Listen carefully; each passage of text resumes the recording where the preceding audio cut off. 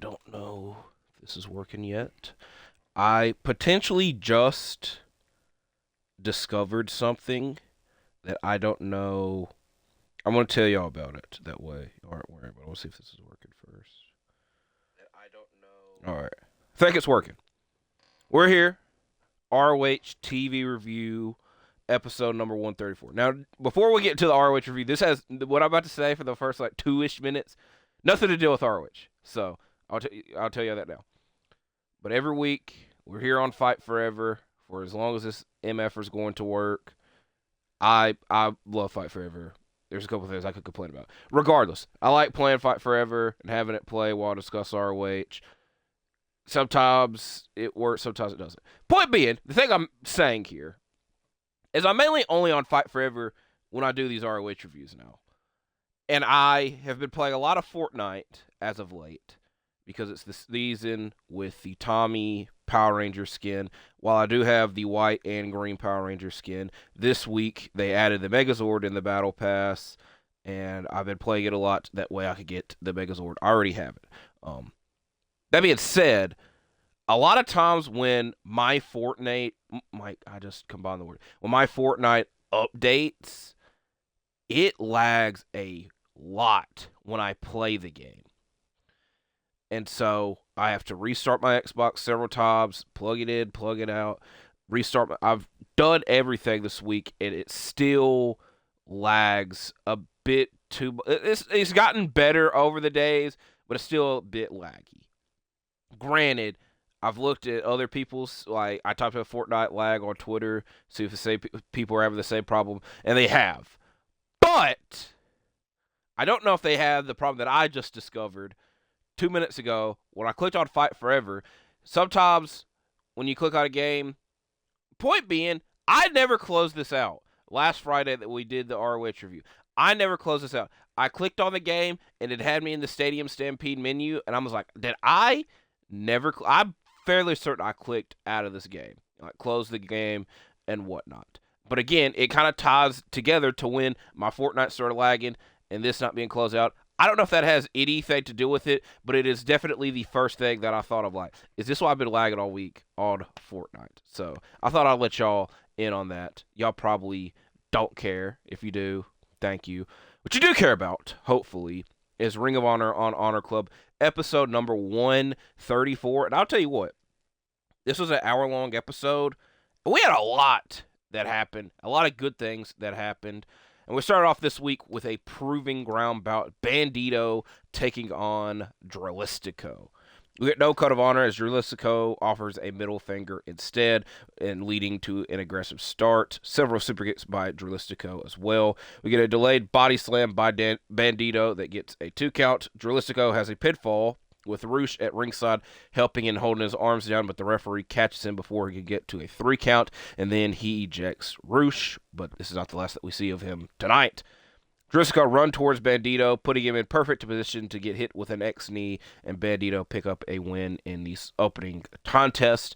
As he's celebrating at ringside with the fans, one fan in particular attacks him, and he has a mask and a hood on, and we quickly come to realize that it is Blake Christian, and he jumps the barricade, and Lee Johnson joins him as they attack Bandido in the ring with Hologram and Commander making the save to run them off. Great opening match, like 5 minutes, crazy fast pace, a good start to this week's ROH. I also don't understand how Bandido has a tag partner, and I've been saving this for the past month, has a tag partner with Ring of Honor ties, and the crowd even at one point is chanting, Brody, Brody. They wanted him to show up. Instead, they got Commander and Hologram. I fully imagine and am hoping whenever they do the Blake Christian Bandido match, which I'm not really clamoring for because I'm not a big Blake Christian fan. But regardless, I imagine that whenever they do that match, that Brody will show up and take out Lee Johnson. That way, it's a proper one-on-one bout. But if and when that match happens, we still got to wait for it. Next, 6-person tag team match as the Premier Athletes and Story Denali, the contingency plan in her in-ring debut for NROH, take on JD Inc., El Magnifico, and Rebecca Scott. While Inc. and Nice start the match, it is mainly a matchup to showcase the contingency plan in Denali, who puts out a dominant performance and wins it for her team with a big choke slam on Scott. There's also no Bart Sterling because he is having surgery, which is, again, the main reason that they had to bring in Story Denali, is because everyone kept attacking Mark Sterling. So he wasn't even there to see this take place. Very interesting vignette. I don't really know the best way to describe it. The best way to describe this is chaos. The frat house are partying at a frat house, having a frat party, I guess you could say. I never went to one, so I don't really know the best way to describe it. Regardless, the Blue Meanie is here, and they're trying to initiate him into the group, I guess you could say. And some of this includes having to paint Cole Carter's face while he is passed out, and he does that. Jack Jameson is talking to people, and he runs up to Jack Jameson and shaves the middle of his head. And then at one point, everyone is in the jacuzzi and or hot tub, and Preston Vance notices, the bubbles are on, because, it starts to bubble up. I guess they are alluding to the Blue Meanie farting in the hot tub, because he stands up and then everybody looks at him as this is being said. I think that's what they were alluding to. I don't really know the best way to look into it. I'm also overanalyzing something that did not have it. I would say the best way to describe this: go out of your way and watch it, because me describing it doesn't really paint the picture the best way. So we have a Pure Rules bout up next. Viva Van taking on Diana Purrazzo. Purrazzo has an armbar attempt early on, leading to Van's first rope break attempt. Purrazzo continues to target the arm throughout the match, and a second rope break, or a second armbar, leads to Van's second rope break. We got a big boot and a snap pile driver by Purrazzo that ends the match. I will say, I think Van's foot was under the bottom rope, but the way that the camera was, you couldn't really tell. I'll ignore it. The match ended, and Purrazzo won. So there's that. We'll also hear from her a little bit later on. So now, we have 2 title matches taking place.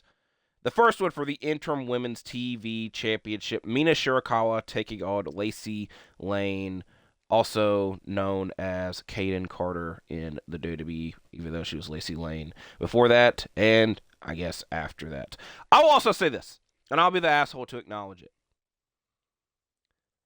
I don't think we need a damn interim championship anymore. Just let Mina Shirakawa be the actual champion, because during this, they did not mention Red Velvet at all.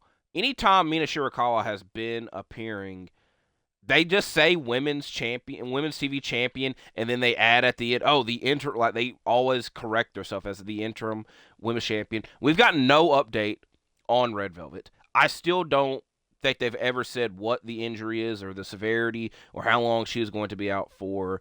And Mina Shirakawa is on like AEW TV almost every week as the championship. He was main event in Dynamite this week. Just let her be the damn actual women's television championship, or at least provide us an update on where the actual champion is.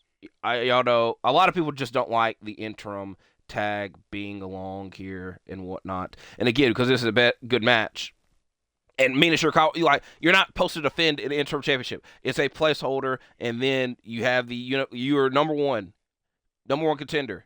Then we get to the title match.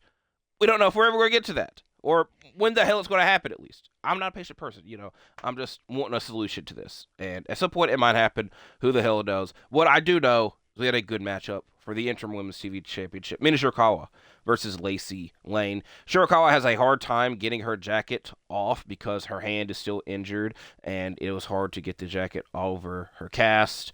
I feel that they were trying to make a joke out of it, but I think she wasn't really, playing. That's the best way to put it. We do get a back and forth match. Mina applies a figure 4 with Lane crawling to the bottom rope. Lane's running big boot and pop-up leg drop gets a 2 count.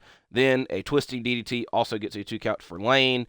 Mina's sling blade off of the top rope gets a very close 2 count. And then we get a trio of spinning back fist by Shirakawa and the figure 4 once again, leading to her successfully retaining the championship. So we have 2 more matches, but the next one is a massive matchup, one that's been built up for weeks, and we knew about it last week. For the Tag Team Championship, Sammy Guevara and RUSH, representing La Faction Ingobernables, taking on the Von Erichs. At Death Before Dishonor, both six-man and tag team championships were technically vacated, with the Von Erichs and Sammy Guevara collectively, formerly known as now, as the Sons of Texas, losing to Shane Taylor Promotions. But Sammy had another matchup, and that was for the regular tag team championships, and the Von Erichs, one of the two, thought that they would be teaming with Sammy once again that night to challenge for the tag team titles, but it ended up being RUSH. And Sammy Guevara ended up joining La Faction Ingobernables and helping them add championships to their group, as RUSH and Sammy won the tag titles, and the Von Erichs did not like being backstabbed, so they are looking for retribution here in this tag team title matchup. We get an immediate start with obviously no code of honor, and then all four start to brawl on the outside. Sammy and Marshall are the first two legal competitors. LFI double team Ross once he is tagged in, and then Sammy at some point puts Marshall's cowboy hat on, and once he is tagged in, he takes his aggression out on Sammy and takes the hat back. The Iron Claw is applied to RUSH, and it turns into a pinfall. Like he slowly but surely passes out, but we do not get a 3 count out of this, as Sammy pulls the referee out of the ring and is distracted him as Dralistico runs in and hits a super kick on Marshall. Then RUSH delivers the bull's horn, and Sammy hits a swanton onto him for LFI to successfully retain the tag team championships in a very good bout. As now we have our main event, Women's Pure Title Tournament quarterfinal match, Olympia versus Billie Starkz. Before the matchup starts, Deonna Purrazzo, who for weeks upon months has talked about this damn tournament, and she's once again talking about, I just said again like 3 times, like 3 minutes, and like 36. Regardless, she's talking about the tournament and talking about women's wrestling in general, and she's just disappointed in the state of everything and is hoping to change this with the Pure Championship, when Shane Taylor Promotions walks up to her and thinks that she's underestimating her first-round opponent, Trish Adora, and she's thinking that she is already going to win. And Deonna, kind of, agrees with them. But it was mainly a trap, because Trish Adora delivers a big forearm to her. As again, I will admit, I don't know who's going to win that matchup. I would imagine it's Deonna, because a lot of people, and herself included, think the tournament and the championship has been built around her, and to have her lose in the first round, I do think would be a little bit crazy. But I also think that Trish Adora has a good chance of winning, would have a good chance at being the Women's Pure Champion, have a good run with it, add another title to Shane Taylor Promotions. It's going to be an intriguing bout whenever the hell it takes place. But we need to talk about this main event matchup in the first round of the Women's Pure Title Tournament, a quarterfinal, if you will. Olympia taking on Billie Starkz. Both go after each other's arm early on, and an armbar on Starkz uses her first rope break attempt. Scrolling away from a series of punches by Olympia, quickly uses Stark's second rope break attempt. Starkz attempts a dive to the outside, but Olympia moves out of the way. Olympia is being tied up in the ropes once they're back in the ring. This uses her first rope break attempt. Then Starkz lands her dive to the outside.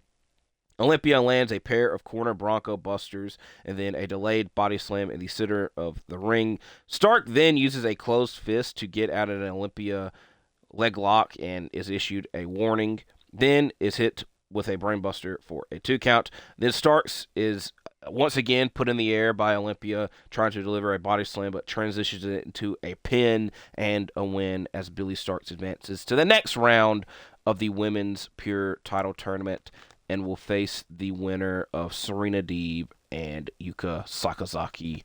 So this Women's Pure Title Tournament is slowly and surely picking up. And it was good enough to close out this week's Ring of Honor. And again, I said that was a good matchup to end. Overall, a good episode with no real complaints. So there is that. So hopefully I'm here for next week's Ring of Honor review. I imagine that I will be, but who knows. So I do appreciate y'all watching this. Like, comment, subscribe. I want to make sure I close out my game this week as I'm heading to Fortnite after this is uploaded. Again, appreciate y'all watching. Like, comment, subscribe, and I'll see you when I see you, because I'm out for now. Goodbye.